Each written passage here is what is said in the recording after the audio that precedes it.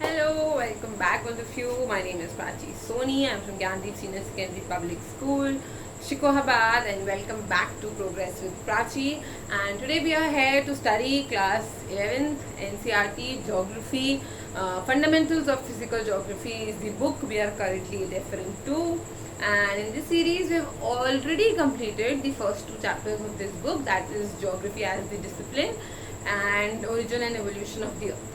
So if you are watching this series, watching this video for the first time, I would request you to please go through the previous videos as well. And in the last class, in the last video, we have already started chapter number 3, that is your interior of the earth. So if you even wish to watch this one, I would recommend you to please go through the previous video. And actually you can do that after watching this one as well, because I would be giving a short introduction or a brief description about what we studied in the last class. So in our last class, that was about the sources, the indirect sources and direct sources of the interior of the earth. In that class, we actually studied about the direct sources, which include the volcanoes, which include the mining procedures, and indirect sources, which included earthquakes, gravitation, magnetic surveys, magnetic surveys as a part of sources for knowing what is there inside the earth, what is the interior of the earth. Today we will be starting talking about the earthquakes. What are earthquakes? Why do we get earthquakes? How do we measure earthquakes? Where do earthquakes actually occur? What are the different types of waves which are included in earthquakes? And types of earthquakes, including the collapse earthquake, volcanic earthquakes, tectonic earthquakes. So there are a lot of things to study today, and this is a continuous series. So if, today we won't be completing the whole chapter, and we would be continuing studying it in the upcoming classes. So while talking about earthquakes, what are earthquakes? For you, all of us must have, some time or the other in our life, we must have, experienced the earthquake, that how everything shakes, how everything starts moving and everything. I remember when I was a child, I'm still a small child, but not a small child actually, but still, when I was in my school, I experienced an earthquake where we had our bunker beds, and everything started moving, everything started shaking, and I was like, who is shaking this bed? Please stop doing that and everything. And once I saw, there was nobody, and then we got to know that okay, there was an earthquake. So all of us must have experienced earthquakes in our lifetime at some point or the other. So what is specifically earthquake? Earthquake specifically is the shaking of earth. When the earth is shaking, when the lithosphere is shaking, it is generally known as the earthquake. And why do actually earth shake? It is because of the release of energy. So as we talked in the earlier classes, that there is enormous amount of energy present in our earth. And for the first time, when energy released in the form of Big Bang, there was formation and evolution of universe. अर्थ बन गया, stars बन गए, planet बन गए, universe बन गया, galaxies बन गए. तो बहुत एनर्जी है अर्थ के पास, एंड वो एनर्जी जब किसी ना किसी फॉर्म में रिलीज होती है, चाहे वो वोल्केनोस के फॉर्म में रिलीज हो, चाहे वो अर्थक्वेक के फॉर्म में रिलीज हो, उसको हम बोलते हैं रिलीजिंग ऑफ एनर्जी. और उस रिलीजिंग ऑफ एनर्जी का there is one concept that is known as earthquake. तो once when the energy releases और उसकी वजह से जो अर्थ है it starts shaking is known as your earthquake. So and जो earthquake, ये जो एनर्जी रिलीज होती है, ये सिर्फ एक डायरेक्शन में नहीं होती है. It means if the energy is releasing है, इसका मतलब ये नहीं है कि सिर्फ ऊपर ऊपर यहाँ एनर्जी फील होगी, या फिर if the energy is releasing from है, इट इज नॉट नेसेसरी कि आपको सिर्फ यहीं पे एनर्जी फील होगी. It moves in all the direction. Omni directional होती है energy, it goes in every direction possible. Now, why does Earth shake? The question here is कि एनर्जी रिलीज होने की वजह से अर्थ शेक ही क्यों करती है? Why is there a shake in Earth? Why is Earth shaking? Why is there an earthquake? And there could be anything else as well, but why just earthquake? So let us understand this. So the release of energy occurs along a fault. I will explain every line and I would try to explain. So what is a fault? If you place two rocks, two rocks, for example this is one rock and this is another rock, if you are placing it together, so there is a fault, there is a difference between both the rocks. For example, let's take the example from here. This is one rock and this is another rock. So that is bound to happen कि अगर दो rocks हैं तो उनके बीच में there would be a division. इस division को हम बोलते हैं fault. इस division को हम क्या बोलते हैं? Fault बोलते हैं. तो कभी कभी क्या होता है, इसके नीचे कुछ movement होती है जिसकी वजह से ऊपर का भी प्रेशर पड़ रहा है, जिसकी वजह से ये दोनों रॉक्स एक दूसरे से दूर जाने की कोशिश करते हैं. This wants to come this way and this side of the rock wants to go the another side. But क्या होता है, ऊपर का जो ये रॉक सिस्टम है, दीज रॉक्स, ये जो लिथोस्फेयर की एक और लेयर है, ये फोर्स करती है या फिर ये एक फ्रिक्शन क्रिएट करती है. फ्रिक्शन क्या होता है, अगर मैं अपने if I am moving my pen like this, if I am moving my pen like this, तो ये देखो आप पेन ऐसे जा रहा है आगे, but at a certain point ये रुक जाएगा. ये रुक गया, क्यों रुक गया? Because of the friction. ये क्यों रुक जाता है? फ्रिक्शन. तो friction is the negative force जो आपके मूविंग ऑब्जेक्ट को दूसरी साइड में खींचता है, या फिर जैसे अगर दिस इज द पॉइंट, तो दूसरी साइड से अगर प्रेशर लग रहा है then it is known as friction. तो ये जो ऑब्जेक्ट है ये एक फ्रिक्शनल प्रेशर इफेक्ट क्रिएट करता है, जिसकी वजह से ये मूव नहीं होता है, ये अलग अलग नहीं हो पाता. बट एनर्जी तो मिल गई है ना, किसी चीज को आपने धक्का दिया, अब वो धक्के लगने से वो दोनों चीजें नहीं हिली. फॉर एग्जाम्पल मैंने आपको धक्का दिया, I pushed you very harshly, there is a possibility कि आप अपनी जगह से नहीं हिलो अगर आप बहुत स्ट्रॉन्ग हो, बट आपको वो धक्का फील तो होगा, आपकी बॉडी हिल जाएगी, भले ही आप उस जगह, आप जो जगह पे खड़े हो, you are standing at this point, तो देयर इज अ पॉसिबिलिटी कि आप यहाँ से हिलो नहीं, but there is a possibility कि आप इस तरह से जरूर शेक हो जाओगे.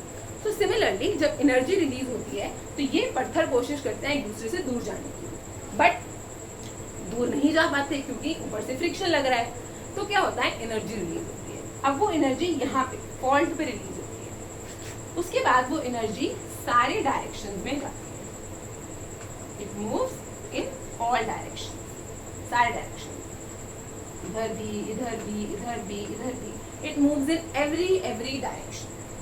जिस जगह से, जिस पॉइंट से एनर्जी रिलीज होती है, ये वाला पॉइंट है वो, इस पॉइंट से एनर्जी रिलीज हो रही है, इस पॉइंट को हम क्या बोलते हैं? इस पॉइंट को हम बोलते हैं एपिसेंटर. जहां से एनर्जी रिलीज होती है उस पॉइंट को हम क्या बोलते हैं? एपिसेंटर. उसी पॉइंट के एकदम सीधा, यानी कि एकदम straight if I will go, ये वाले पॉइंट पे, जो पॉइंट लिथोस्फेयर सरफेस पे, जहां आप खड़े हो, यहाँ आप खड़े हो और यहाँ आप खड़े हो, तो जहां आप खड़े हो वहां पे आपको जो फील होता है इस पॉइंट पे, इसको हम कहते हैं, इसको हम क्या कहते हैं? फोकस, या फिर हाइपो सेंटर भी बोल सकते हो आप. तो दिस कॉजेज, तो क्या होता है? Sharp fault in the fault is a sharp break in the crystal rocks. ये मैंने बता दिया आपको. रॉक्स अलोंग अ फॉल्ट एक दूसरे से दूर जाने की कोशिश करती हैं. As the overlying rock strata press them, ऊपर की जो रॉक की लेयर है वो इनको नीचे प्रेस करने की कोशिश करती है, और फ्रिक्शन की वजह से ये लोग जुड़े रहते हैं. हाउएवर उन दोनों के बीच में अभी भी एनर्जी है, जिसकी वजह से वो एक दूसरे से दूर जाने की कोशिश करते हैं. ये एनर्जी रिलीज हो जाती है इवेंचुअली, और एक दूसरे को, इससे एक अर्थक्वेक इफेक्ट रिलीज होता है. दिस कॉजेज, रिलीज हो गई एनर्जी, और एनर्जी ट्रेवल्स, वही जो मैंने आपको बताया, एनर्जी सारे डायरेक्शन में ट्रैवल करने लगती है. The point where the energy is release is called the focus. जहां से एनर्जी रिलीज हुई है उसको हम फोकस ऑफ द अर्थक्वेक बोलते हैं. आई एम सो सॉरी, इस पॉइंट को हम एपिसेंटर बोलते हैं. I am sorry for the mistake. इस पॉइंट को हम एपिसेंटर बोलते हैं, जो कि आपका सरफेस पे हुआ है. इस पॉइंट को जहां से आपकी एनर्जी रिलीज हुई है उसको हम फोकस बोलते हैं. I am very sorry, you can please make this corrections, it just slipped out of my mind. तो जिस पॉइंट से लिथोस्फेयर के अंदर एनर्जी रिलीज होती है, that point is known as earthquake focus. और वही सेम स्ट्रेट अगर हम जाएंगे और वो पॉइंट जो सरफेस पे होगा उसको हम एपिसेंटर बोलते हैं. The focus of an earthquake, alternatively इसको हम हाइपोसेंटर भी बोलते हैं. द एनर्जी वेव्स सारे डायरेक्शन में ट्रेवल करती हैं. सरफेस पे वो पॉइंट जो नियरेस्ट होगा, अब मैंने आपको बोला सीधा होगा, तो सीधा और नियरेस्ट सेम बात हो गई. फॉर एग्जाम्पल अगर हम देखते हैं, यहाँ इस पॉइंट से इस पॉइंट का डिस्टेंस और इस पॉइंट से इस पॉइंट का डिस्टेंस, इसका डिस्टेंस कम होगा। अगर आप इसको एक राइट एंगल ट्राइंगल एज्यूम कर लेते हो तो ये हाइपोटेनस होता है, हाइपोटेनस तो हमेशा ही बड़ा होता है। तो जनरली ये जो एल्टीट्यूड जो एकदम एग्जैक्ट सीधा जो नियरेस्ट पॉइंट होता है फोकस का, उसको हम क्या बोलते हैं, उसको हम एपिसेंटर बोलते हैं। It is the first one two experience the waves and it is the point directly above the focus. और ये ऐसा पॉइंट होता है जहाँ पे सबसे पहले, अभी क्योंकि ये फोकस से सबसे पास में है, तो जनरली सबसे पहले जो आपको अर्थक्वेक फील होता है वो आपको एपिसेंटर पे फील होता है, क्योंकि ये पॉइंट जो है it is nearest to the focus. Then all the natural earthquakes take place in lithosphere। मैंने यही बताया, जितने भी हमारे नेचुरल earthquakes होते हैं वो लिथोस्फेयर यानी कि लैंड के अंदर होते हैं। ये लिथोस्फेयर की लेयर है, पत्थर मिट्टी जो आप खोदोगे उसके अंदर है। हम देखेंगे कि किस तरह से डिफरेंट लेयर्स हैं। बट आप अगर अर्थ के अंदर जाओ तो करीब 200 किलोमीटर अगर आप डिग करोगे तो इस ही एरिया में, मान लो this is the 200 kilometre from here to here, it is not, I am just giving an example कि this is from here to here, it is 200 kilometre. इसके अंदर ही आपको सारी अर्थक्वेक एक्टिविटीज एक्सपीरियंस करने को मिल जाएंगी। जिस चीज से, जिस इंस्ट्रूमेंट को यूज कर अर्थक्वेक्स को नापा जाता है उसको हम क्या बोलते हैं, सीस्मोग्राफ। उसको हम क्या बोलते हैं, सीस्मोग्राफ। कहीं भी आपको वर्ड सीस्मो दिख जाए, सीस्मो वर्ड अगर दिख जाए तो it is related to earthquake. अगर आपको बोला जाए सीस्मोलॉजी तो मतलब अर्थक्वेक की स्टडी को बोलते हैं सीस्मोलॉजी। सीस्मोग्राफ तो जो इंस्ट्रूमेंट अर्थक्वेक को मेजर करने के लिए यूज किया जाता है उसको कहते हैं सीस्मोग्राफ। आप तो सीस्मो का मतलब सीस्मिक वेव्स अगर आ जाए तो उसका मतलब है अर्थक्वेक की वेव्स। तो ये जो वर्ड है seismo, it is always somewhat related to your seismographs. Now moving on, so records the waves reaching the surface. तो ये जो सीस्मोग्राफ मैंने बताया ये अर्थक्वेक वेव्स को रिकॉर्ड करता है। The a curve of earthquakes waves recorded on the seismograph, आपको जो कुछ जो waves आती हैं वो किस फॉर्म में आती हैं, so we will be seeing it now।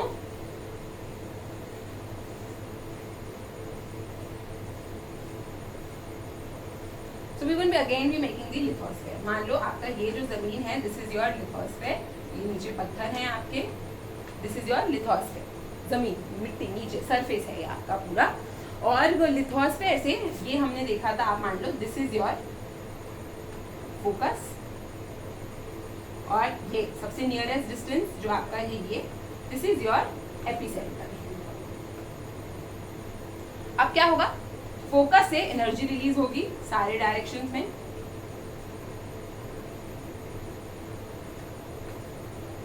Can you see this energy? Focus से आपको सारे डायरेक्शन में एनर्जी रिलीज होगी। जो ये एनर्जी रिलीज होती है representing two types of waves, दो तरह की वेव्स होती है। आप एक बार देखने की कोशिश करो क्या दो तरह की वेव्स होती है। एक तो देखो ये पोर्शन है वेव्स का, ये वाला जो पोर्शन है, ये वाला जो पोर्शन है, ये वाला जो पोर्शन है और ये वाला जो पोर्शन है। ये कौन सा पोर्शन है? This portion is inside your earth. ये लिथोस्फेयर के अंदर का पोर्शन है, देख सकते हो ना, ये वाला जो ये है, ये है, ये है, ये आपका क्या है, इनसाइड। और एक बात ये यहाँ पे जो वेव्स जा रही है ये आपके सरफेस पे ट्रैवल, ये कौन सी वेव्स हैं जो आपके सरफेस पे ट्रैवल करती है। तो there are two types of waves, एक होती है बॉडी वेव्स और एक होती है surface waves. I am repeating again, एक होती है बॉडी वेव्स और एक होती है आपकी सरफेस वेव्स। तो वो वेव्स, वो वाली वेव्स जो आपके लिथोस्फेयर के अंदर अंदर इंटरनल होती हैं, इंटीरियर में होती हैं, उनको तो हम कहते हैं बॉडी वेव्स। और वो वेव्स जो आपके सरफेस यानी कि यहाँ पे जो वेव्स चलेंगी उनको हम कहते हैं सरफेस। ये कहाँ होती हैं? ये आपके एक्सटर्नल में होती है। तो all the waves which are there present in the external of the lithosphere उसको हम सरफेस वेव्स बोलते हैं। और वेव्स जो कि इनसाइड यानी कि ये वाली जो वेव्स हैं इनको हम बॉडी वेव्स बोलते हैं। Now, body waves are generated due to release of energy at the focus and moves in all direction traveling through the body of Earth। भाई हमने बात करी कि ये जो body waves हैं ये सारे डायरेक्शन में मूव करती हैं from the surface of the earth. Hence इसीलिए इनका नाम है, क्योंकि पूरी बॉडी में मूव कर रही है, इसीलिए इनका नाम है body waves. Body waves interact करती हैं सरफेस रॉक से। ये बॉडी वेव जब इस रॉक से मिलेगी तब जो वेव जनरेट होगी उसको हम क्या बोलेंगे, सरफेस वेव्स बोलेंगे। ये वेव्स सरफेस के अलोंग मूव करती हैं। The velocity of waves changes as they travel through materials with different densities. एक ये बहुत इंपॉर्टेंट चीज इन्होंने हमको बताई कि ये जो वेलोसिटी है, वेलोसिटी यानी जिस स्पीड से ये वेव्स मूव करती हैं, ये चेंज हो जाता है with the material, with the density. हमने देखा था कि हमने इन दी लास्ट क्लास देखा था कि if this is your earth, तो जितना हम डेप्थ में जाएंगे, जैसे जैसे डेप्थ इंक्रीज होती है वैसे वैसे डेंसिटी भी इंक्रीज होती है। वो बात करी। तो जनरली ये जो रीजन होगा, यहाँ पे सबसे हाईएस्ट डेंसिटी होगी, ये जो रीजन होगा यहाँ पे थोड़ी सी कम डेंसिटी होगी, ये जो रीजन होगा और कम होगी, ये जो रीजन होगा बिल्कुल थोड़ी सी होगी, ये जो रीजन। तो धीरे धीरे करके आपकी जो डेंसिटी है वो सबसे लोअर में सबसे ज्यादा होती है एंड ऑन दी टॉप सबसे कम होती है। तो in this case what happens is, जो अर्थक्वेक वेव्स हैं, अगर वो इस पॉइंट से वेव्स आपकी जनरेट हो रही है, तो धीरे धीरे आके वो जैसे जैसे मीडियम चेंज होता है। मीडियम चेंज होने का मतलब अगर यहाँ पे लिक्विड है, हम आगे देखेंगे जब हम क्रस्ट मेंटल कोर की बात करेंगे तो हम देखेंगे कि जो मेंटल वाला पोर्शन है उसमें कुछ पोर्शन है वो लिक्विड इन स्टेज है, तो उसको हम एस्थेनोस्फेयर बोलते हैं। We would be studying about it, don't worry. So उसको हम लिक्विड स्टेट में है। अब जो लिक्विड स्टेट में है तो क्या होता है, जो ये यहाँ से, अगर मान लो यहाँ से वेव जो जनरेट हुई है वो क्या होगी, यहाँ पे आके डाइवर्ट हो जाएगी, लिक्विड में आके थोड़े सा चेंज हो जाती है, अपना डायरेक्शन चेंज कर लेती है। इसको हम क्या कहते हैं, जैसे यहाँ से इतना टेढ़ी जा रही थी और लिक्विड में आके चेंज हो। सो डेंसिटी की वजह से, अलग अलग डेंसिटी की वजह से ये जो वेव्स होती हैं इनका डायरेक्शन ये भी चेंज हो जाता है। The denser the material the higher is the viscosity. तो जितना गहरा, जितना डेंसर, डेंसर डेंसिटी मैं आपको फिर से बता देती हूँ।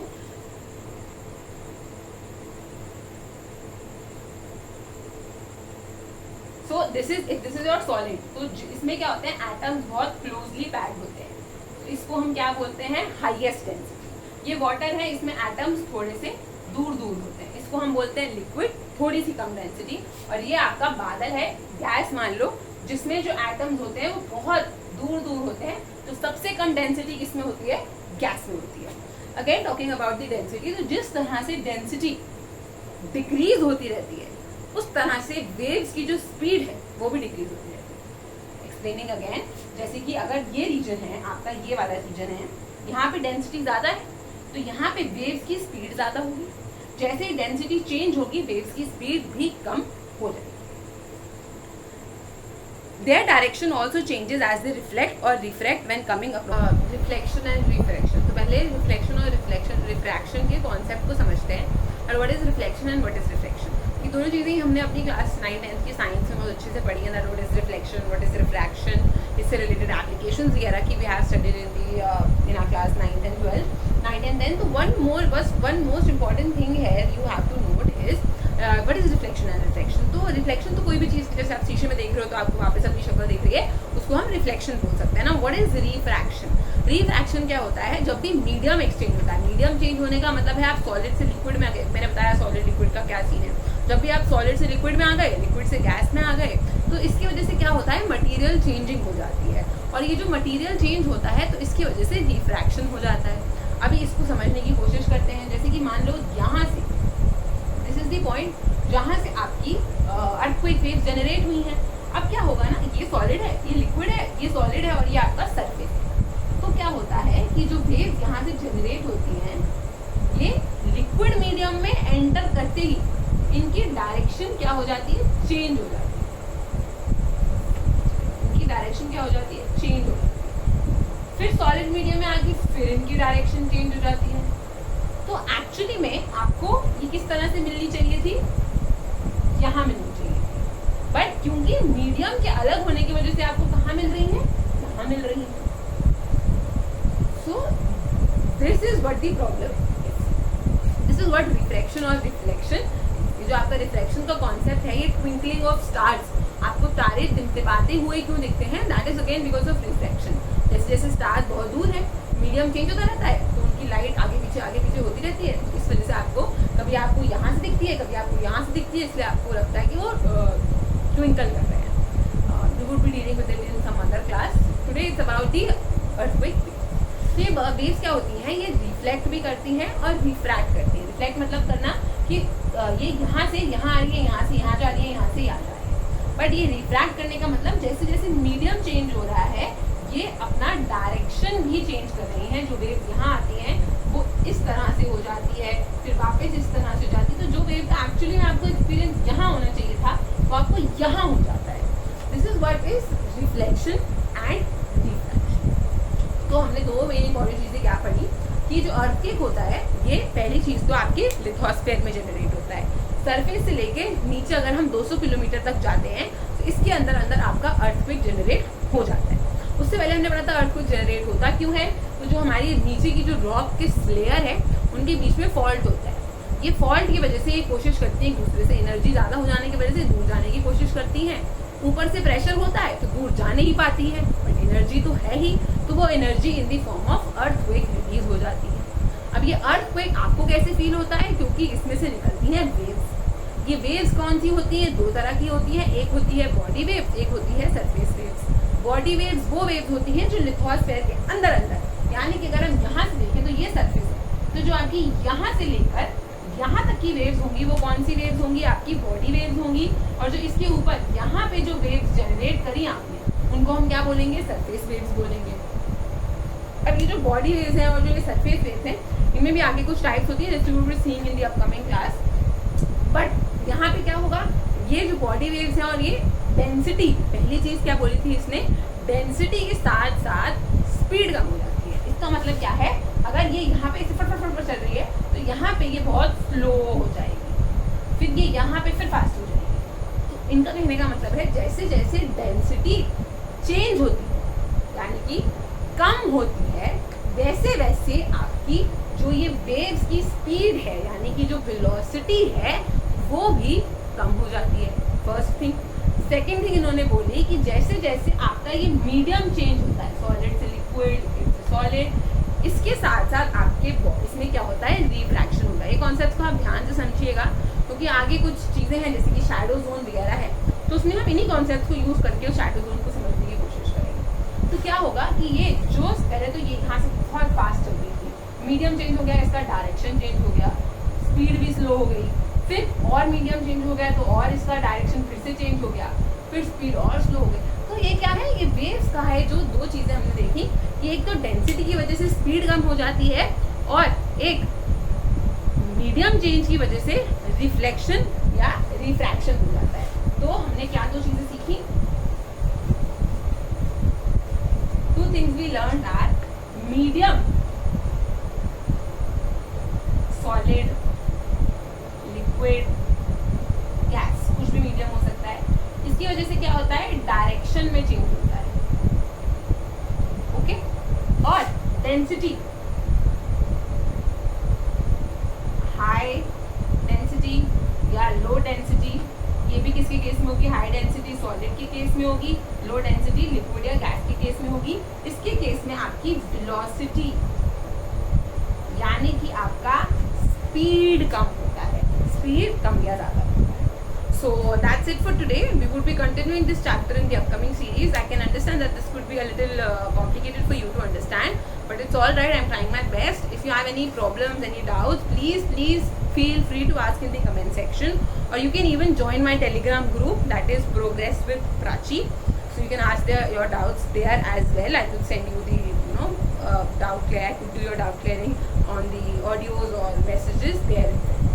So if you like the video, please hit the like button, do subscribe the channel and leave your comments, compliments and suggestions in the comments. Thank you and have a nice day.